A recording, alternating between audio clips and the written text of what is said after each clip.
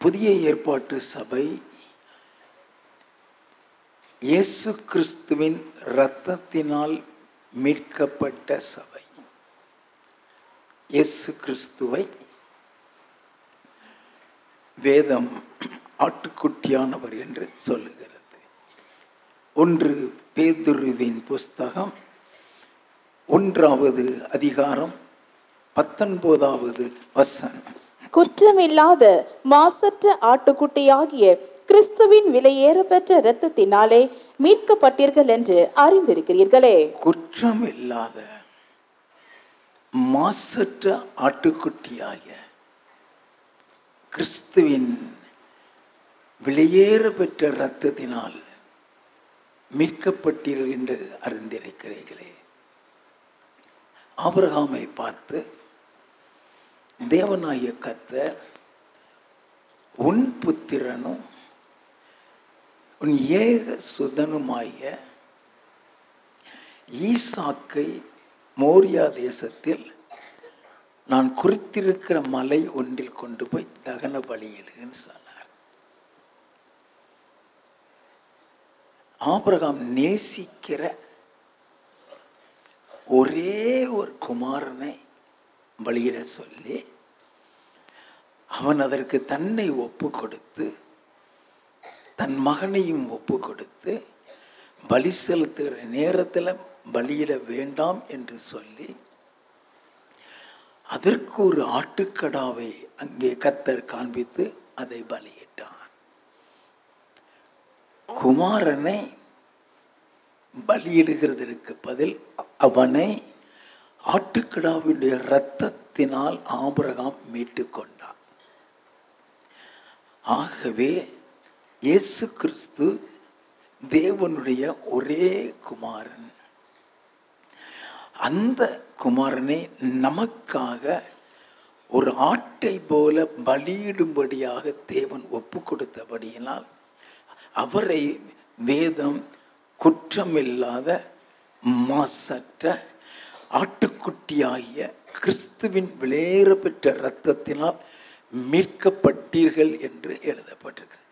கொலோசையரின் புஸ்தகம் 1வது அதிகாரம் 14வது வசனம். குமாரனாகிய அவருக்குள் அவருடைய இரத்தத்தினாலே பாவ மன்னிப்பாகி மீட்பு நமக்கு உண்டாயிருக்கிறது. குமாரனாகிய அவருடைய இரத்தத்தினால் பாவ மன்னிப்பாகிய மீட்பு நமக்கு உண்டாயிருக்கு. மேற்கண்ட வசனங்களின்படி இயேசு கிறிஸ்துவின் இரத்தத்தினால் நாம் அனைவரும் மீட்கப்பட்டவர்கள். அப்படி என்றால் கிறிஸ்துவின் இரத்தத்தினால் நாம் மீட்கப்பட்ட சபை. கவனித்துக் கொள்ள வேண்டும். பாவத்தினாலும் சாபத்தினாலும் பிசாசினுடைய கரங்களில் இருந்த நம்மை தேவனாகிய கர்த்தர் அதில் இருந்து மீட்டுக்கொண்டார். எந்த வகையில் நமக்கு சாபம் இருக்குன்னு நமக்கு தெரியாது. என்ன இன்னைக்கு அநேகருடைய வாழ்க்கையில பிசாசு மறைந்து கிடக்கிறது நமக்கு தெரியாது. ஆங்கிலத்தில் நான் சொல்லுவேன்னா we are in slavery. நல்லா கவனித்துக்கணும். நாம் அடிமைத்தனத்திற்குள் இருக்கிறோம். நம்மளை அறியாமலே நம்ம அடிமைத்தனத்துக்குள்ள இருக்கிறோம். நம்ம எதில் அடிமையா இருக்கோம் நம்ம தெரிந்து கொள்ள வேண்டும். வாசிப்போமா? என்னாகமம் 12வது அதிகாரம் முதல் 2 வசனங்களை வாசிக்க கேட்போம். எத்தியோப்பியா தேசத்து ஸ்திரீயை மோசே விவாகம் பண்ணியிருந்தபடியினால் மிரியாமும் ஆரோனும் அவன் விவாகம் பண்ணின எத்தியோப்பியா தேசத்து ஸ்திரீ நிமித்தம் அவனுக்கு விரோதமாய் பேசி, கர்த்தர் மோசையை கொண்டு மாத்திரம் பேசினாரோ, எங்களை கொண்டும் அவர் பேசினதில்லையோ என்றார்கள். அவன் என்ன யோக்கியனா? நம்ம பாஷையில சொல்றேன். அவன் என்ன யோக்கியனா? அவளை கட்டினவன் தானே. அவளை கட்டினவன் தானே. அவன் ஆசாரியனையா கட்டியிருக்கான். மோசே ஆசாரிய வகுப்பு லேவியர் கோத்திரத்தில் உள்ளவன். மோசே லேவியர் கோத்திரம். அந்த கோத்திரத்திலேயே கட்டினா அவங்க இஷ்டத்துக்கு பேசிடுறாங்க. நல்லா கவனிங்க, எதை தேவன் தப்பா எடுப்பாரு, எதை தேவன் தப்பா எடுக்க மாட்டாருன்னு நமக்கு தெரியாது. அவங்க பேசிட்டாங்க. வாசிப்போம். கர்த்தர் அதை கேட்டார். கர்த்தர் அதை கேட்டார். நம்ம வாயில என்ன வார்த்தை வெளியே வருதோ கேட்பாரு. 9வது 10வது வசனம். கர்த்தருடைய கோபம் அவர்கள் மேல் மூண்டது. அவர் போய்விட்டார். மேகம் கூடாரத்தை விட்டு நீங்கி போயிற்று. மிரியாம் உறைந்த மழையின் வெண்மை போன்ற குஷ்டரோகியானால். அவளுக்கு தெரியுதா? அப்ப ஆண்டவர் இதே அவன் தப்பா பேசின மோசேயை பத்தி என்ன சொல்றாரு? 7வது வசனம். என் தாசனாகிய மோசேயோ அப்படிப்பட்டவன் அல்ல, என் வீட்டில் எங்கும் அவன் உண்மையுள்ளவன். அவர் பார்வையில அவன் உண்மையுள்ளவன், இவங்க பார்வையில தப்பு செஞ்சிருக்கிறாங்க. நம்ம மற்றவங்களை நாமளே நியாயம் தீர்த்து விடுகிறோம்.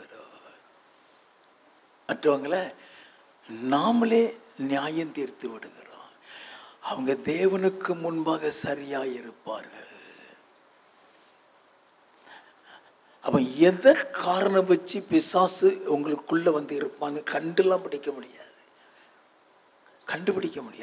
அது எப்படி கண்டுபிடிக்க முடியும்? உனக்கும் ஆண்டவருக்கும் ஒரு நெருங்கிய உறவு இருக்க வேண்டும். நீ தேவ சமூகத்தில் எவ்வளவு ஜெபிக்கிறியோ வெளிப்படுத்துவாரு.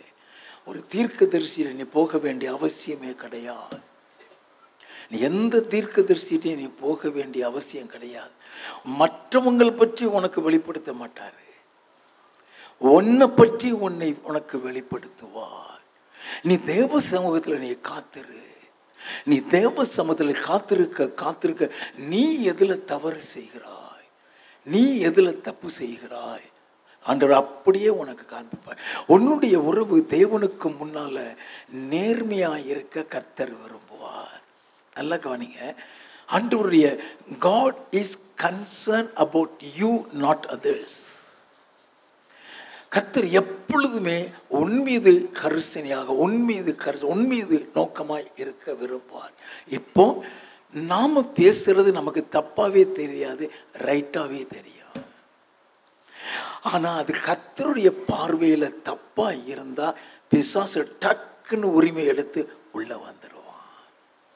அவன் உள்ள வந்துட்டான்னு சொன்னாலே நம்ம அடிமைத்தனத்துக்குள் வந்து விட்டோம்.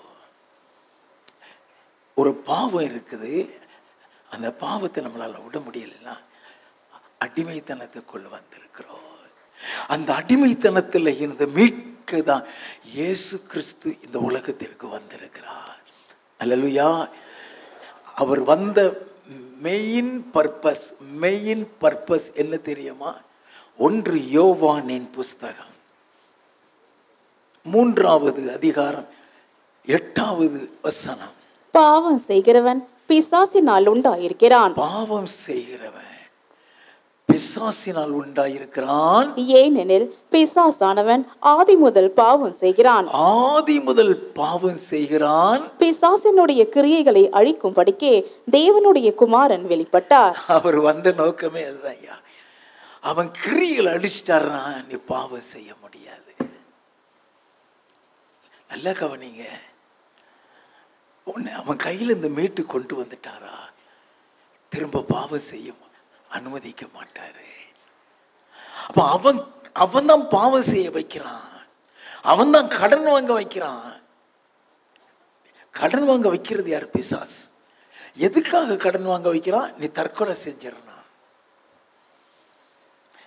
ஒரு லிமிட் வரதான், அந்த லிமிட் தாண்டி வச்சுனா கடன்காரன் தொங்கல தாங்காம தற்கொலை செய்திருவாங்க. அப்ப ஆண்டவர் அதுல இருந்து விடுதலையை கொடுக்கிறார். தேவனாகிய கர்த்தர் அதிலிருந்து விடுதலையை கொடுக்கிறார்.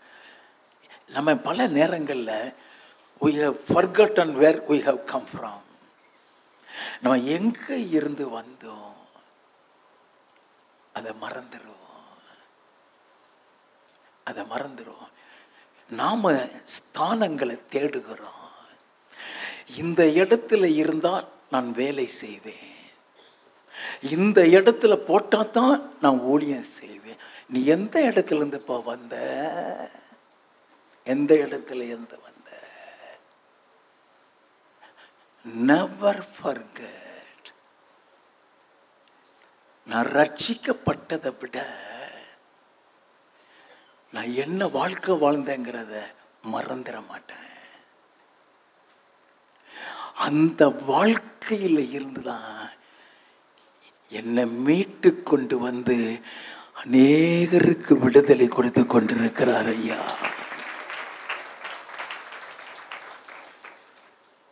நல்லா கவனித்துக் கொள்ள வேண்டும்.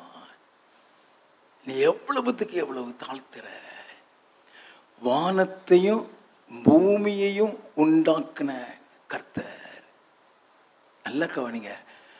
வானத்தையும் பூமியையும் உண்டாக்கின கர்த்தர். வேதம் அப்படிதான் சொல்லுகிறது. வாசிப்போமா?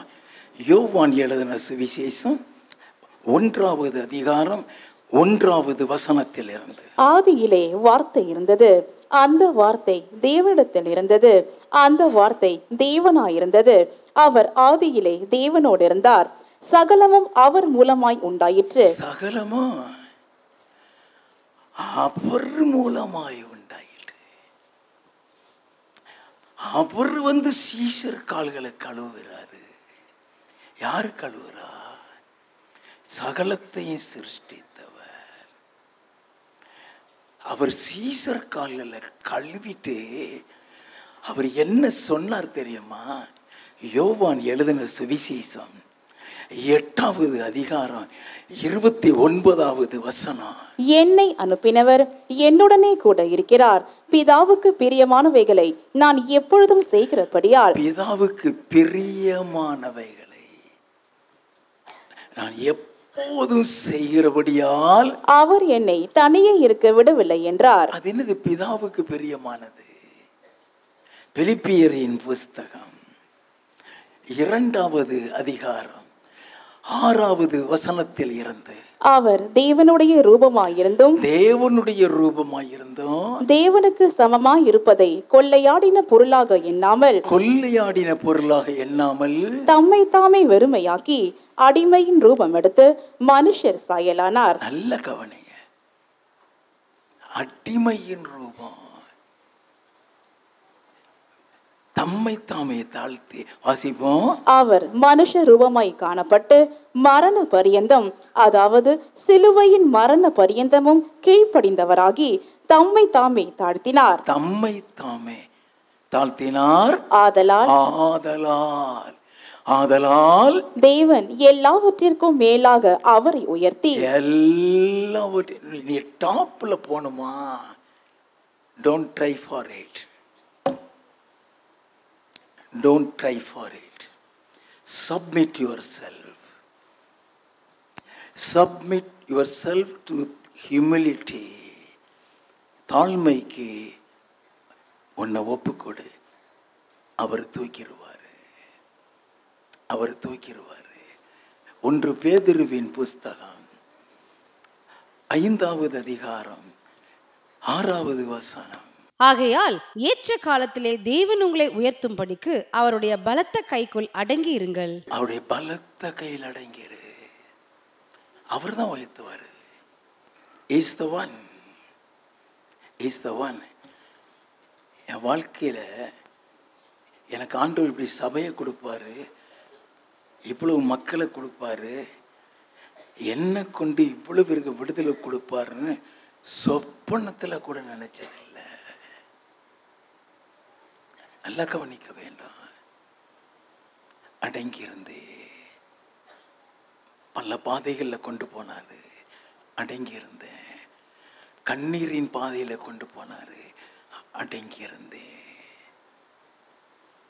நல்லா கவனித்துக் கொள்ள வேண்டும். God has a time. நல்லா கவனிக்க வேண்டும். இயேசு கிறிஸ்துவை சொன்னாரே, என் வேலை இன்னும் வரவில்லை. Wait. God has an appointed time. அவர் வேலை வர்ற வரைக்கும் வெயிட் பண்ணு. நல்லா கவனித்துக் கொள்ள வேண்டும். நாம் எப்பொழுதுமே நெவர் ஃபர்கெட். எந்த நிலைமையில இருந்து வந்தோம், எந்த சூழ்நிலையில் வாழ்ந்து கொண்டிருந்தோம், நாமளே நம்மளை டாப்பாக நினச்சிக்கிறோம்.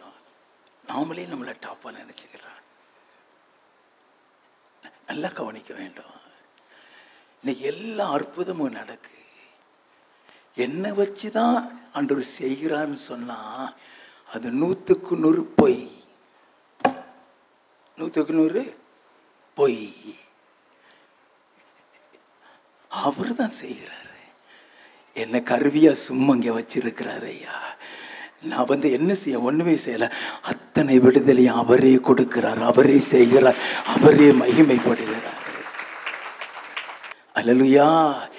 அவர் இந்த இடத்தை தெரிந்தெடுத்து அவர் அற்புதம் செய்து கொண்டிருக்கிறார். ஆண்டவருக்கு மகிமை உண்டாகட்டும். இப்போ இயேசு கிறிஸ்துவின் இரத்தத்தினால் மீட்கப்பட்ட சபை நம்ம எல்லாம். இப்போ இந்த மீட்கப்பட்ட சபையில் நான் சொன்னேன், பழைய ஏற்பாட்டின் சபை மோசேயுடைய நியாயப்பிரமாணத்தினால ஸ்தாபிக்கப்பட்டது, வழி நடத்தப்பட்டது. புதிய ஏற்பாட்டு சபை இயேசு கிறிஸ்துவனுடைய உபதேசத்தில் கொண்டு வரப்பட்டது. மத்தேயு எழுதின சுவிசேஷம் 28வது அதிகாரம் 18 இருந்து 20 வரை. அப்பொழுது இயேசு சமீபத்தில் வந்து அவர்களை நோக்கி, வானத்திலும் பூமியிலும் சகல அதிகாரமும் எனக்கு கொடுக்கப்பட்டிருக்கிறது. ஆகையால் நீங்கள் புறப்பட்டு போய் சகல ஜாதிகளையும் சீஷராக்கி பிதா குமாரன் பரிசுத்த ஆவியின் நாமத்திலே அவர்களுக்கு ஞான ஸ்நானம் கொடுத்து, நான் உங்களுக்கு கட்டளையிட்ட யாவையும் அவர்கள் கை கொள்ளும்படி அவர்களுக்கு உபதேசம் பண்ணுங்கள். இதோ உலகத்தின் முடிவு பரியந்தம் சகல நாட்களிலும் நான் உங்களுடனே கூட இருக்கிறேன் என்றார். ஆண்டவர் பியூட்டிஃபுல்லா சொல்லுகிறார். The greatest promise of God. உலகத்தின் முடிவு பரியந்தம் அவங்க கூட இருப்பேன். ஆனா நீங்கள் புறப்பட்டு போய் சகல ஜாதிகளையும் சீஷராக்கி பிதா குமாரன் பரிசுத்தாவியின் நாமத்தினாலே ஞானஸ்நானம் கொடுத்து, அதுக்கு அடுத்த பயின்று நான் உங்களுக்கு கட்டளையிட்ட யாவையும் அவர்கள் கை கொள்ளும்படி அவர்களுக்கு உபதேசம் பண்ணுங்கள். என்ன காரியத்தை சீசர்களுக்கு சொல்லி கொடுத்தாரோ அந்த கட்டளைகளின் படியாக புதிய ஏற்பாட்டு சபை உருவாக்கப்பட்டது. ஆண்டவர் சொன்னாரு, சகல ஜாதிகளையும் சீஷராக்குங்கள் சொன்னாரு. அப்படின்னா யார் சீஷர்? அப்போஸ்தல நடவடிக்கைகளின் புஸ்தகம் 11வது அதிகாரம் 26வது வசனம். அவர்கள் 1 வருஷ காலமாய் சபையோடே கூடியிருந்து அநேக ஜனங்களுக்கு உபதேசம் பண்ணினார்கள். முதல் அந்தியோகியாவிலே சீஷர்களுக்கு கிறிஸ்தவர்கள் என்கிற பெயர் வழங்கிற்று. முதல்ல அந்தியோகியாவில் சீஷர்களுக்கு தான் கிறிஸ்தவர்கள். நல்ல கவனிங்க, வெரி இம்பார்ட்டன்ட் மெசேஜ். இந்த புதிய ஏற்பாட்டு சபை எப்படி இருக்க வேண்டும் என்று ஆண்டவர் விரும்புகிறார். ஆவியானவருடைய செயல்பாடுதல் எப்படி இருக்கும்? அப்ப ஆண்டவர் முதல்ல சீஷர்களை தான் கிறிஸ்தவங்கிறான். அப்படின்னா அந்த சீஷன் எப்படி இருக்க வேண்டும்? யோவான் எழுதின சுவிசேஷம் 15வது அதிகாரம் 8வது வசனம். நீங்கள் மிகுந்த கனிகளை கொடுப்பதினால் என் பிதா மகிமைப்படுவார், எனக்கும் சீஷராயிருப்பீர்கள். அப்ப ஆண்டவருடைய சீஷன் சொல்றவன் கிறிஸ்தவன். கிறிஸ்தவனாய் இருக்கிறவன் கனி கொடுக்கிறவனாய் இருக்க வேண்டும். அதுக்கு தான் இயேசு சொன்னார், யோவான் எழுதின சுவிசேஷம் 13வது அதிகாரம் 34-35 வசனங்கள். நீங்கள் ஒருவரில் ஒருவர் அன்பாயிருங்கள், நான் உங்களில் அன்பாயிருந்தது போல நீங்களும் ஒருவரில் ஒருவர் அன்பாயிருங்கள் என்கிற புதிதான கட்டளையை உங்களுக்கு கொடுக்கிறேன். நீங்கள் ஒருவரில் ஒருவர் அன்புள்ளவர்களாயிருந்தால் அதனால் நீங்கள் என்னுடைய சீஷர்கள் என்று எல்லாரும் அறிந்து கொள்வார்கள் என்றார். யாரு கிறிஸ்தவன்? யாரு சீஷன்?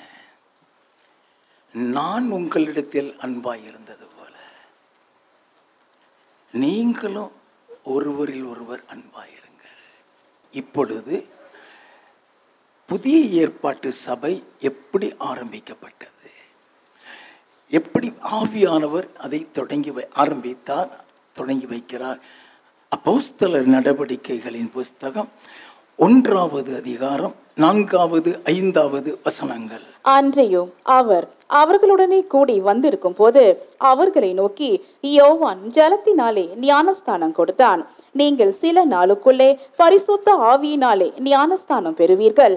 ஆகையால் நீங்கள் எருசலேமை விட்டு போகாமல், எங்கேயும் போகாமல் என்னிடத்தில் கேள்விப்பட்ட பிதாவின் வாக்குத்தத்தம் நிறைவேற காத்திருங்கள் என்று கட்டளையிட்டார். என்னிடத்தில் கேள்விப்பட்ட, அப்போ பிதாவினுடைய வாக்குத்தத்தத்தை அவங்களுக்கு சொல்லி கொடுத்திருக்கிறாரு. பிதாவினுடைய வாக்குத்தத்தம் நிறைவேற காத்திரு. அப்படின்னா அந்த பிதாவினுடைய வாக்குத்தத்தம் என்ன? யோவேல் தீர்க்கதரிசியின் புஸ்தகம் 2வது அதிகாரம் 28, 29 வசனங்கள். அதற்கு பின்பு நான் மாம்சமான யாவர் மேலும் என் ஆவியை ஊற்றுவேன். மாம்சமான யாவர் மீதும் என் ஆவியை ஊற்றுவேன்.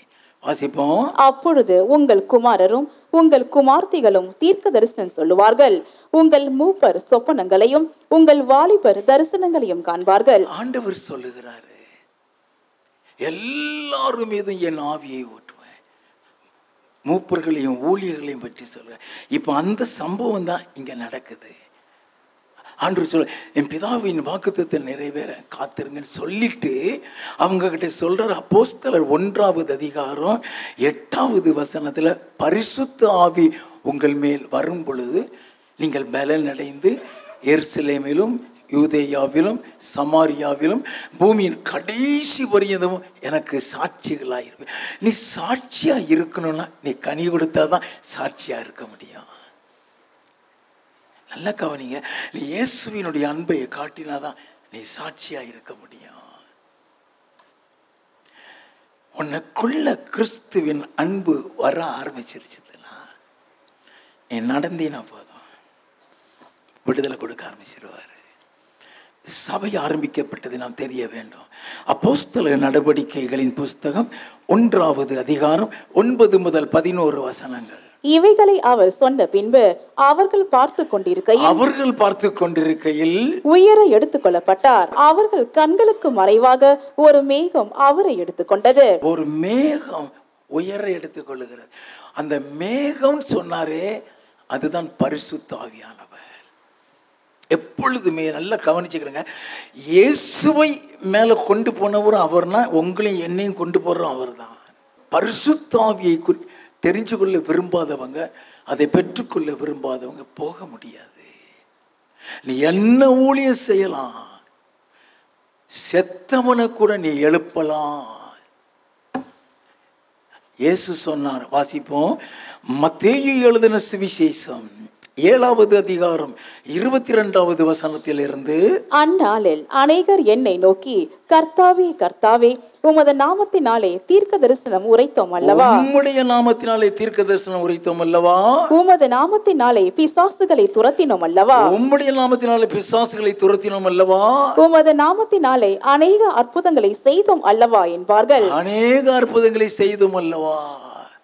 வாசிப்போம். அப்பொழுது நான் ஒரு காலம் உங்களை அறியவில்லை, ஒரு காலம் உங்களை அறியவில்லை, அக்கிரம செய்கைக்காரரே, என்னை விட்டு அகன்று போங்கள் என்று அவர்களுக்கு சொல்லுவேன். ஏன்? அவங்களை வச்சு அற்புதம் நடக்கதான் செஞ்சது, விடுதலை கிடைக்கதான். பிசாசு அலறி அடிச்சு ஓடிச்சு. அவங்க செஞ்ச தப்பு என்ன? 21வது வசனம் வாசிங்க. பரலோகத்தில் இருக்கிற என் பிதாவின் சித்தத்தின்படி செய்கிறவனே, பரலோகத்தில் இருக்கிற என் பிதாவின் சித்தத்தின்படி செய்கிறவனே பரலோக ராஜ்யத்தில் பிரவேசிப்பானே அல்லாமல் என்னை நோக்கி கர்த்தாவே கர்த்தாவே என்று சொல்லுகிறவன் அதில் பிரவேசிப்பதில்லை. பிரவேசிக்க மாட்டான். அதனாலதான் ஆண்டவர் சொல்றாரு, என்ன அற்புதம் நடந்தாலும் நீ உன்னை அறியேன் என்று சொல்லிவிடுவேன். ஏன் அவங்க போகல? மத்தேயு எழுதின சுவிசேஷம் 25வது அதிகாரம் 1வது வசனத்தில் இருந்து, அப்பொழுது பரலோக ராஜ்யம் தங்கள் தீவெட்டிகளை பிடித்துக் கொண்டு மணவாளனுக்கு எதிர்கொண்டு போக புறப்பட்ட 10 கன்னிகைகளுக்கு ஒப்பாயிருக்கும். அவர்களில் 5 பேர் புத்தியுள்ளவர்களும் 5 பேர் புத்தியுள்ளவங்க 5 பேர் புத்தி இல்லாதவர்களுமாயிருந்தார்கள். அதனால போகல. புத்தி இல்லாதவன் போக மாட்டான். அந்த 10 பேரும் அபிஷேகம் பெற்றவங்க தான். 10 பேரும் மணவாளனுக்கு எதிர்கொண்டு போனவங்க தான். அதில் 5 பேர் காத்துக்கல, 5 பேர் காத்துக்கிட்டான். நல்லா கவனிக்க வேண்டும். அப்போ ஆண்டவர் நமக்கு ஒவ்வொரு காரியத்தையும் சொல்லி கொடுக்கிறார். நம்ம அதை கவனித்துக் கொள்ள வேண்டும். வேதம் சொல்கிறது, இவைகளை அவர் சொன்ன பின்பு அவர்கள் பார்த்து கொண்டிருக்கிற உயர எடுத்து கொள்ளப்பட்டார். அவருடைய கண்களுக்கு மறைவாக ஒரு மேகம் அவரை எடுத்துக்கொண்டது. மேகங்கிறது ஆவியானவரை குறிக்கிறது. வாசிப்போம். அவர் போகிற போது அவர்கள் வானத்தை அண்ணாந்து பார்த்து கொண்டிருக்கையில், இதோ வெண்மையான வஸ்திரம் தரித்தவர்கள் 2 பேர் அவர்கள் அருகே நின்று, கலிலேயராகிய மனுஷரே, நீங்கள் ஏன் வானத்தை அண்ணாந்து பார்த்து நிற்கிறீர்கள்? உங்களிடத்தில் நின்று வானத்துக்கு எடுத்து கொள்ளப்பட்ட இந்த இயேசுவானவர் எப்படி உங்கள் கண்களுக்கு முன்பாக வானத்துக்கு எழுந்தருளி போனாரோ, எப்படி உங்க கண்களுக்கு முன்பாக எழுந்தருளி போனாரோ அப்படியே மறுபடியும் வருவார் என்றார்கள். அந்த வருகைக்கு ஆயத்தப்படுத்துகிறதுக்கு தான் சபை. நல்லா கவனிங்க. அவர் மறுபடியும் வருவாரா? அவர் மறுபடியும் வருகிறதுக்கு ஆயத்தப்படுத்துகிறதுக்கு தான் சபை. வேதம் சொல்லுது, ஒரு மேகம் அவரை எடுத்துக்கொண்டது. அந்த மேகம் ஆவியானவர் சொன்ன லூக்கா எழுதின சுவிசேஷம் 9வது அதிகாரம் 34வது 35வது வசனம். இப்படி அவர் பேசுகையில் ஒரு மேகம் வந்து அவர்கள் மேல் நிழலிட்டது. அவர்கள் அந்த மேகத்துக்குள் பிரவேசிக்கையில் சீஷர்கள் பயந்தார்கள். மேகத்துக்குள் பிரவேசிக்கையில் பயந்தார்கள்.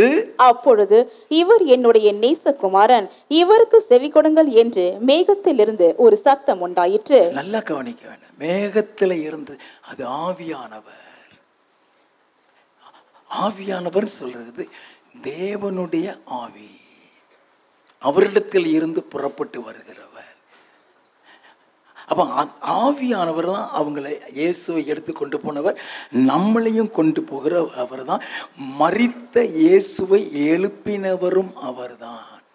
1 கொரிந்தியரின் புஸ்தகம் 6வது அதிகாரம் 14வது வசனம். தேவன் கர்த்தரை எழுப்பினாரே, தேவன் கர்த்தரை எழுப்பினாரே, நம்மையும் தமது வல்லமையினாலே எழுப்புவார். நம்மையும் அப்படின்னா நீ செத்ததுக்கு பிறகும் ஆவியானவர் செயல்பாடு உண்டு. நல்லா கவனிச்சுக்கோங்க. நீ மரிச்சதோடு முடிஞ்சிரும் நினைக்காதீங்க. நீ ரட்சிக்கப்பட்டுட்டியா, உனக்குள்ள ஆவியானவர் வந்துட்டாரா, நீ மரித்தாலும் சரி, இயேசு கிறிஸ்துவின் வருகையில் அவர் முன்னால் கொண்டு போய் மணவாட்டி சபையாய் நிப்பாட்டும் வரைக்கும் அவர் ஓய்வெடுக்க மாட்டார். இப்போ இயேசுவை அவர் எழுப்பினாராம். எப்படி அதே ஆவியானவர் நம்மளையும் எழுப்புவாராம். ரோமரின் புஸ்தகம் 8வது அதிகாரம் 11வது வசனம். அன்றையும் இயேசுவை மரித்தோரிலிருந்து எழுப்பினவருடைய ஆவி உங்களில் வாசமாயிருந்தால், இயேசுவை மரித்தோரிலிருந்து எழுப்பினவர் அவருடைய ஆவி உங்களில் வாசமாயிருந்தால், கிறிஸ்துவை மரித்தோரிலிருந்து எழுப்பினவர், கிறிஸ்துவை மரித்தோரிலிருந்து எழுப்பினவர் உங்களில் வாசமாயிருக்கிற தம்முடைய ஆவியினாலே சாவுக்கேதுவான உங்கள் சரீரங்களையும் உயிர்ப்பிப்பார். நம்மையும் அவர் தான் உயிர்ப்பிக்கிறார். நல்ல ஆவியானவர் என்னெல்லாம் செய்வாருங்கிறதை தெரிந்து கொள்ள வேண்டும். இயேசுவை எழுப்பினவர் நம்மையும் எழுப்புவார். இயேசு கிறிஸ்துவினுடைய வருகையில் அவர் என்னெல்லாம் செய்வாருங்கிறத அறிந்து கொள்ள வேண்டும். 1 கொரிந்தியரின் புஸ்தகம் 15வது அதிகாரம் 20 இருந்து 23 வரை. கிறிஸ்துவோ மரித்தோரிலிருந்து எழுந்து நித்திரை அடைந்தவர்களில் முதற் பலனானார். மனுஷனால் மரணம் உண்டானபடியால் மனுஷனால் மரித்தோரின் உயிர் தெழுதலும் உண்டாயிற்று. ஆதாமுக்குள் எல்லாரும் மரிக்கிறது போல கிறிஸ்துவுக்குள் எல்லாரும் உயிர்ப்பிக்கப்படுவார்கள். நல்லா கவனிக்க வேண்டும். கிறிஸ்துவோ மரித்தோரிலிருந்து நித்திரை அடைந்தவர்கள் முதற் பலனானார். இயேசுவும் மரித்தோரிலிருந்து எழும்பினவர் மாம்ச சரீரத்தில். அதே மாதிரி மனுஷனால் மரணம் உண்டானது ஆதாமால. மனுஷனால் மரணம் உண்டானபடியினால் வேதம் சொல்லுகிறது, மனுஷனால் மரித்தோரின் உயிர்த்தெழுதலும் உண்டாகிறது. முதற் பலனானவர் இயேசு கிறிஸ்து. அவர் உயிரோடு எழுந்திருக்கிறார். வாசிப்போம். அவனவன் தன் தன் வரிசையிலே உயிர்ப்பிக்கப்படுவான். அவனவன் தன் தன் வரிசையிலே உயிர்ப்பிக்கப்படுவான். இயேசு கிறிஸ்துவின் வருகைக்கு முன்னாலே நம்ம மரிச்சிட்டா அவர் வருகையிலே எழுந்திருக்க வேண்டும். எழுந்திருக்கிறேன்னா சாப்டர் முடிஞ்சிருச்சுன்னு அர்த்தம். உயிரோடு எழுந்திருக்க வேண்டும். அதை தான் சொல்லப்படுது. அவனவன் தன் வரிசையில் உயிர்ப்பிக்கப்படுவான். முதற் பலனானவர் கிறிஸ்து, பின்பு அவர் வருகையில் அவருடையவர்கள் உயிர்ப்பிக்கப்படுவார்கள். அவருடைய வருகையில் அவருடையவர்கள் உயிர்ப்பிக்கப்பட போகட்டும். இயேசு கிறிஸ்துனுடைய வருகையில் 2 காரியம் நடைபெறும். எப்படி நடக்கும், யார் செய்வாங்கன்னு தெரிஞ்சுக்கணும். 1 கொரிந்தியரின் புஸ்தகம் 15வது அதிகாரம் 51வது வசனத்தில் இருந்து 54வது வசனம் வரை. இதோ ஒரு ரகசியத்தை உங்களுக்கு அறிவிக்கிறேன், நாம் எல்லாரும் நித்திரை அடைவதில்லை. ஆகிலும் கடைசி எக்காலம் தொனிக்கும் போது ஒரு நிமிஷத்திலே, ஒரு இமை பொழுதிலே நாம் எல்லாரும் மறுரூபமாக்கப்படுவோம். ஒரு நிமிஷத்திலே, ஒரு இமை பொழுதிலே. ஒரு நிமிஷத்துக்கு 60 செகண்ட் இருக்கு. அதில் ஒரு இமை, ஃப்ராக்ஷன் ஆஃப் செகண்ட் இமை பொழுது. அப்படி கண்ணை மூடி முடிக்கிறதுக்குள்ள, கண்ணை மூடி முடிக்கிறதுக்குள்ள நீ மறுரூபமாயிருவ. வேதம் அப்படிதான் சொல்லுது. ஒரு நிமிஷத்துல, ஒரு இமை பொழுதிலே நாம் எல்லாரும் மறுரூபமாக்கப்படுவோம். எக்காலம் துணிக்கும், அப்பொழுது மரித்தோர் அழிவில்லாதவர்களாய் எழுந்திருப்பார்கள், நாமும் மறுரூபமாக்கப்படுவோம். ஒரு மறுரூபமாக்கப்படுகிற அனுபவமும் உண்டு. கிறிஸ்துவுக்குள் மரித்தவர்கள் உயிரோடு எழுந்திருக்கிற அனுபவம் உண்டு. அந்த வருகையில் எல்லாரும் உயிரோடு எழுந்திருக்க மாட்டாங்க. கிறிஸ்துவுக்குள் மரித்தவர்கள் மட்டும் உயிரோடு எழுந்திருப்பார்கள். வாசிப்போம். அழி உள்ளதாகிய இது அழியாமையையும், சாவுக்கு ஏதுவாகிய இது சாவாமையையும் தரித்து கொள்ள வேண்டும். அழி உள்ளதாகிய இது அழியாமையும், சாவுக்கு ஏதுவாகிய இது சாவாமையையும் தரித்து கொள்ளும் போது மரணம் ஜெயமாக விழுங்கப்பட்டது என்று எழுதியிருக்கிற வார்த்தை நிறைவேறும். அவர்கள் நித்திரை அடையவில்லைன்னு அர்த்தம். மரணங்கிறது கொடியது. அந்த மரணம் பாதாளத்தில் கொண்டு போய் முடியக்கூடாது. அந்த மரணம் உன்னை பரலோகத்தில் கொண்டு போய் முடிக்கணும். அந்த மரணம் பரலோகத்தில் கொண்டு போய் முடிச்சா அந்த மரணம் ஜெயமாக விழுங்கப்பட்டது என்று அர்த்தம். அல்லேலூயா. நமது நன்றாக தெரியும். 1 தெசலோனிக்கேயரின் புஸ்தகம் 4வது அதிகாரம் 14வது வசனத்தில் இருந்து, இயேசுவானவர் மரித்து பின்பு எழுந்திருந்தார் என்று விசுவாசிக்கிறோமே, அப்படியே இயேசுவுக்குள் நித்திரை அடைந்தவர்களையும் தேவன் அவரோடு கூட கொண்டு வருவார். கர்த்தருடைய வார்த்தையை முன்னிட்டு நாங்கள் உங்களுக்கு சொல்லுகிறதாவது, கர்த்தருடைய வருகை மட்டும் உயிரோடு இருக்கும் நாம் நித்திரை அடைந்தவர்களுக்கு முந்திக் கொள்வதில்லை. ஏனெனில் கர்த்தர் தாமே ஆரவாரத்தோடும் பிரதான தூதனுடைய சத்தத்தோடும் தெய்வ எக்காலத்தோடும் வானத்தில் இருந்து இறங்கி வருவார். ஒரு கல்யாணத்துக்கு மணமகன் எப்படி வருவானோ அப்படிதான் வருவார். இப்ப அவர் ராஜாதி ராஜாவா வரமாட்டாரு. அவர் 2வது வருகையில தான் ராஜாதி ராஜாவா, அது நியாய தீர்ப்பு கொடுக்கிறதுக்காக வருவார். இப்போ ஒரு மணவாளன் எப்படி வருகிறானோ, மணவாளன் அதான் மத்தேயு 25 எழுதப்பட்டிருக்கிறது. மணவாளனை வந்து விட்டார் எழுந்திருங்கன்னு சொல்லி. அப்போ அந்த மணவாளனாக வரும் பொழுது எல்லா ட்ரம்பட்டும் ஓதுவான். தேவ தூதர்கள் அவரோடு கூட வருவாங்க. கிறிஸ்துவுக்குள் மரித்தவர்களையும் அவர் கூட கொண்டு வருவார். வாசிப்போம். அப்பொழுது கிறிஸ்துவுக்குள் மரித்தவர்கள் முதலாவது எழுந்திருப்பார்கள். பின்பு உயிரோடு இருக்கும் நாமும் கர்த்தருக்கு எதிர்கொண்டு போக மேகங்கள் மேல் அவர்களோட கூட ஆகாயத்தில் எடுத்துக்கொள்ளப்பட்டு இவ்விதமாய் எப்பொழுதும் கர்த்தருடனே கூட இருப்போம். நல்ல கவனிங்க. 2 காரியத்தில் வாஸ்தவம். 1, கிறிஸ்துவுக்குள் மரித்தவர்கள் எழுந்திருக்காங்க. 2வது உயிரோடு இருக்கிற நாமும் எடுத்துக்கொள்ளப்படும். ராப்சர் சொல்றது ஆங்கிலத்தில் எடுத்துக்கொள்ளப்படுகிற அனுபவம். நீ எடுத்துக்கொள்ளப்படணும்னு சொல்ல ஃப்ராக்ஷன் ஆஃப் செகண்ட் நீ காணாம போயிடுவ. எலியாவா மாதிரி அப்படியே மேலே போக மாட்டீங்க. நின்னது மாதிரி இருக்கும், காணாம போயிடுவ. நீ மறுரூபமாக்கப்பட்டு மேலே போவாய். வேதம் சொல்லுகிறது 1 கொரிந்தியர் 15:51 ஏதோ ஒரு ரகசியத்தை அறிவிக்கிறேன் சொல்லுகிறாரு. நம்ம எல்லாரும் மறுரூபமாக்கப்படுவோம் என்று சொல்லுகிறானே. எப்படி மறுரூபம்னா என்ன? மத்தேயு எழுதின சுவிசேஷம் 17வது அதிகாரம் 2வது வசனம். அவர்களுக்கு முன்பாக மறுரூபமானார். மறுரூபமானார். அவர் முகம் சூரியனை போல பிரகாசித்தது. அவர் வஸ்திரம் வெளிச்சத்தை போல வெண்மையாயிற்று. நீ பரலோகத்தில் இப்படிதான் இருப்ப. நீ பரலோகத்தில் இருப்ப. உன் முகம் சூரியனை போல பிரகாசிக்க. நான் சொன்னேன், அவருடைய ரத்தத்தினால் நம்ம மீட்கப்பட்டவன்னு சொன்னான். நீ அவருடைய ரத்தத்தினால் நீ மீட்கப்படும் பொழுது நீ நீதிமான் என்று அழைக்கப்படுகிறாய். நீ பரிசுத்தவான், பரிசுத்தவாட்டி என்று அழைக்கப்படுகிறாய்.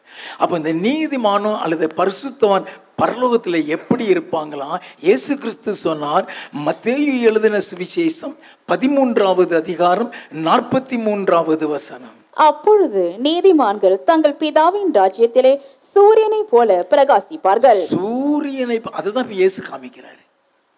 அவருடைய முகம் சூரியனை போல பிரகாசித்தது. அப்போ பரலோக ராஜ்யத்தில் பிரகாசிக்கிறவர்கள் சூரியனை போல இருப்போமா? வேதம் சொல்லுகிறது, அந்த சூரியனை போல இருக்கிற அந்த இது நீ கிறிஸ்துவுக்கு ஒப்பாக இருப்பாய். 1 யோவானின் புஸ்தகம் 3வது அதிகாரம் 2வது வசனம். பிரியமானவர்களே, இப்பொழுது தேவனுடைய பிள்ளைகளாயிருக்கிறோம், இனி எவ்விதமாய் இருப்போம் என்று இன்னும் வெளிப்படவில்லை. ஆகிலும் அவர் வெளிப்படும் போது, அவர் வெளிப்படும் பொழுது அவர் இருக்கிற வண்ணமாகவே நாம் அவரை தரிசிப்பதினால் அவரை மாதிரியே இருப்போமா? அவர் முகம் சூரியனை போல பிரகாசித்தது. அவருடைய வஸ்திரம் வெண்மையாக இருந்தது.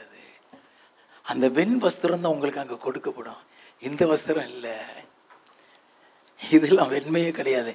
அங்கே உள்ள வெண்மை வஸ்திரம் பார்க்கவே முடியாத அளவுக்கு பிரகாசமாக இருக்கும். நல்லா கவனித்துக்கொள்ள, அந்த வெண் வஸ்திரம் கொடுக்கப்பட்டு தான் அங்கே போவோம். அவருடைய வஸ்திரம் வெண்மையாக, எப்படி இயேசு மறுரூபமாக இருந்தாரோ அதே மாதிரி அங்கே இருக்க போகிறோம். வேதம் அப்படித்தான் சொல்லுகிறது. அவருடைய வருகையில் நம்மளை எப்படி மறுரூபமாக்குவார்? பிலிப்பியரின் புஸ்தகம் 3வது அதிகாரம் 20வது 21வது வசனங்கள். நம்முடைய குடியிருப்போ பரலோகத்தில் இருக்கிறது, அங்கே இருந்து கர்த்தராய் இருக்கிற இயேசு கிறிஸ்து என்னும் இரட்சகர் வர எதிர்பார்த்து கொண்டிருக்கிறோம். அவர் எல்லாவற்றையும் தமக்கு கீழ்ப்படுத்திக் கொள்ளத்தக்க தம்முடைய வல்லமையான செயலின்படியே நம்முடைய அற்பமான சரீரத்தை தம்முடைய மகிமையான சரீரத்திற்கு ஒப்பாக மறுரூபப்படுத்துவார். அந்த வல்லமையான செயல் சொல்லுகிறது, ஆவியானவருடைய வல்லமையில் மாற்றுவார். எப்படி நம்ம மறுரூபமாக்கப்படுவோம்னா பரிசுத்த ஆவியானவரால். வாசிப்போம் 2 கொரிந்தியரின் புஸ்தகம் 3வது அதிகாரம் 18வது வசனம். நாம் எல்லாரும் திறந்த முகமாய் கர்த்தருடைய மகிமையை கண்ணாடியிலே காண்கிறது போல கண்டு, கர்த்தருடைய மகிமையை கண்ணாடியிலே காண்கிறது போல. எல்லாரும் யாரை பார்த்தாலும் ஒரே மாதிரி இருப்போம். கண்ணாடியில காண்கிறது போல கண்டு, ஆவியாயிருக்கிற கர்த்தரால் அந்த சாயலாகத்தானே, ஆவியாயிருக்கிற கர்த்தரால், ஆவியானவரால் அந்த சாயல், இயேசு கிறிஸ்துனுடைய சாயல், அந்த சாயலாகத்தானே மகிமையின் மேல் மகிமை அடைந்து மறுரூபப்படுகிறோம். அப்ப நம்மளை மறுரூபப்படுத்துகிறவர் ஆவியானவர். அதே மாதிரி மரித்து போன சரீரத்தை உயிரோடு எழுப்புகிறவரும் ஆவியானவர். 1 கொரிந்தியரின் புஸ்தகம் 15வது அதிகாரம் 52வது வசனம். எக்காலம் தொனிக்கும், அப்பொழுது மரித்தோர் அழிவில்லாதவர்களாய் எழுந்திருப்பார்கள். மரித்தோர் அழிவில்லாதவர்களாய் எழுந்திருப்பார்கள். எப்படி எழுந்திருப்பார்கள்? 1 தெசலோனிக்கேயரின் புஸ்தகம் 4வது அதிகாரம் 16வது வசனம். ஏனெனில் கர்த்தர் தாமே ஆரவாரத்தோடும் பிரதான தூதனுடைய சத்தத்தோடும் தேவ எக்காலத்தோடும் வானத்தில் இருந்து இறங்கி வருவார். அப்பொழுது கிறிஸ்துவுக்குள் மரித்தவர்கள் முதலாவது எழுந்திருப்பார்கள். நாம் நல்லா கவனித்துக் கொள்ள வேண்டும். நீ மரித்த பின்பும் ஆவியானவர் உன்னை எழுப்புவார். ஆவியானவர் உன்னை அந்த மறுரூப ரூபத்துக்குள்ள கொண்டு போய் தான் மேலே போய் சேர்ப்பாரு. இதை குறித்து ஏசாயா தீர்க்கதரிசியின் புஸ்தகம் 26வது அதிகாரம் 19வது வசனத்தை வாசிக்க கேட்போம். மரித்த உம்முடையவர்கள் பிரேதமான என்னுடையவர்களோட கூட எழுந்திருப்பார்கள். மரித்த உம்முடையவர்கள் பிரேதமான என்னோடு கூட எழுந்திருப்பார்கள். மண்ணிலே தங்கி இருக்கிறவர்களே, விழித்து கெம்பீரியுங்கள். உம்முடைய பனி பூண்டுகளின் மேல் பெய்யும் பனி போல் இருக்கும். மரித்தோரை பூமி புறப்பட பண்ணும். மரித்தோரை பூமி அப்ப மறுபடியும் எந்திரிக்கிறார். நீ வாழுகிற வாழ்க்கை இந்த உலகத்திற்காக அல்ல. மரித்து உயிர்த்தெழுந்த இயேசுவோடு கூட நித்திய காலமாய் இருக்கிறதற்காகவே வாழ வேண்டும். அல்லேலூயா. வேதம் சொல்கிறது இயேசுவையும் அவர் தான் எழுப்பினாரு, நம்மையும் அவர் தான் எழுப்ப போகிறார். ரோமர் 8:11. அன்றையும் இயேசுவை மரித்தோரிலிருந்து எழுப்பினவருடைய ஆவி உங்களில் வாசமாயிருந்தால் கிறிஸ்துவை மரித்தோரிலிருந்து எழுப்பினவர் உங்களில் வாசமாயிருக்கிற தம்முடைய ஆவியினாலே சாவுக்கு ஏதுவான உங்கள் சரீரங்களையும் உயிர்ப்பிப்பார். அவர் உயிர்ப்பிப்பார். ஆவியானவர் மரித்தவர்களை எழுப்புவார். வேதத்துல மரித்தவர்களை அவர் எழுப்பின பல சம்பவங்கள் உண்டு. நல்லா கவனிக்கணும். இறந்ததுக்கு அப்புறம் நடக்கிற சம்பவத்தை வாசிக்க கேட்போமா? 2 ராஜாக்களின் புஸ்தகம் 13வது அதிகாரம் 20வது 21வது வசனங்கள். எலிசா மரணம் அடைந்தான். எலிசா செத்து போயிட்டான். ஆனா செத்த அவன் சரீரத்தில் அந்த அபிஷேகம் இருக்குது. அது யாருக்கும் தெரியாது. அவனை புதைச்சிட்டாங்க. வாசிப்போம். அவனை அடக்கம் பண்ணினார்கள். மறு வருஷத்திலே மோவாபியரின் தண்டுகள் தேசத்திலே வந்தது. அப்பொழுது அவர்கள் ஒரு மனுஷனை அடக்கம் பண்ண போகையில் அந்த தண்டை கண்டு அந்த மனுஷனை எலிசாவின் கல்லறையில் போட்டார்கள். அந்த மனுஷனின் பிரேதம் அதிலே விழுந்து எலிசாவின் எலும்புகளின் மேல் பட்ட போது அந்த மனுஷன் உயிரடைந்து தன் கால்களை ஊன்றி எழுந்திருந்தான். செத்து போன எலிசாவுக்குள்ள அவன் எலும்புல அந்த அபிஷேகம் இருக்கு. மரித்த பின்பும் உயிரோட உன்னை கொண்டு வருவாருங்கிறதுக்கு ஆதாரபூர்வமான வசனங்களை சொல்லுகிறேன். அது எப்படி செத்தவன் அவர் உயிரோட கொண்டு வருவார்? சந்தேகம் இருக்கலாம். செத்து போனவன் சரீரத்தில் தான் போட்டான். செத்து போனவன் சரீரத்தில் போட்டான், உயிரோடு இருந்துக்கு. வெளிப்படுத்தின விசேஷம் 11வது அதிகாரம் 3வது வசனம். என்னுடைய 2 சாட்சிகளும் 2 வஸ்திரம் உடுத்தி கொண்டிருக்கிறவர்களாய் 1860 நாளளவும் தீர்க்க தரிசனம் சொல்லும்படி அவர்களுக்கு அதிகாரம் கொடுப்பேன். அவர்களுக்கு அதிகாரம் கொடுப்பேன். 7வது வசனம். அவர்கள் தங்கள் சாட்சியை சொல்லி முடித்திருக்கும் போது பாதாளத்தில் இந்த ஏறுகிற மிருகம் அவர்களோட யுத்தம் பண்ணி அவர்களை ஜெயித்து அவர்களை கொன்று போடும். 3 வருஷத்துல அவன் சாப்டர் முடிஞ்சது. அவர்களை கொன்று போடும். 12வது வசனம். 3.5 நாளைக்கு பின்பு தேவனிடத்தில் இருந்து ஜீவ ஆவி அவர்களுக்குள் பிரவேசித்தது. அப்பொழுது அவர்கள் காலூன்றி நின்றார்கள். அவர்களை பார்த்தவர்களுக்கு மிகுந்த பயம் உண்டாயிற்று. செத்தவனை எழுப்புறாரு. ஏன் இதையெல்லாம் சொல்றேன்னா, ஒரு உயிர்த்தெழுதல் உண்டுங்கிறத நம்ம தெரிந்து கொள்ள வேண்டாம். நம்ம இருதயத்தில் சந்தேகங்கள் வரக்கூடாதுங்கிறதுக்காக வேதத்தில் இருந்து அடையாளங்களை காண்பித்துக் கொண்டிருக்கிறேன். நல்லா கவனித்துக் கொள்ள வேண்டும். 3.5 நாளைக்கு பின்பு அவங்களுக்குள்ள ஜீவ ஆவி அவர்களுக்குள் பிரவேசித்து அவர்கள் காலூன்றி நின்றார்கள். 12வது வசனம். இங்கே ஏறி வாருங்கள் என்று வானத்தில் இருந்து தங்களுக்கு உண்டான பெரிய சத்தத்தை அவர்கள் கேட்டு மேகத்தில் ஏறி வானத்திற்கு போனார்கள். நல்ல கவனி. மேகத்தில் எங்க ஏறி? வானம். எப்படிதான் நம்மளும் போவோம். மரித்த பின்பு இயேசுடைய வருகையில கொண்டு செல்வார். இதே மாதிரி எசேக்கியேல் தீர்க்கதரிசியின் புஸ்தகத்தில் 37வது அதிகாரத்தில் முதல் 10 வசனங்களை பார்த்துக்கிடுங்க. உலர்ந்த எலும்புகள்கிட்ட அங்க தீர்க்க தரிசனம் சொல்லுவார். உலர்ந்த எலும்புகள், அதற்குள்ள ஆவி புகுந்து அதற்குள்ள சதைகள் வைக்கப்பட்டு அவர்கள் எழுந்திருப்பார்கள். அப்ப இயேசு கிறிஸ்துவனுடைய வருகையில கிறிஸ்துவுக்குள் மரித்தவர்கள் முதலாவது உயர்ந்திருப்பாங்க. உயிரோடு இருக்கிற நாமும் அவருக்கு எதிர்கொண்டு போக மேகங்கள் மேல் எடுத்துக்கொள்ளப்பட்டு இவ்விதமாய் என்றென்றைக்கும் கர்த்தரோடு கூட இருப்போம். அல்லேலூயா. அதற்கு தான் இந்த அபிஷேகம் தேவை. உன்னை மறுரூபமாக்குறதுக்கு இந்த அபிஷேகம் தேவை.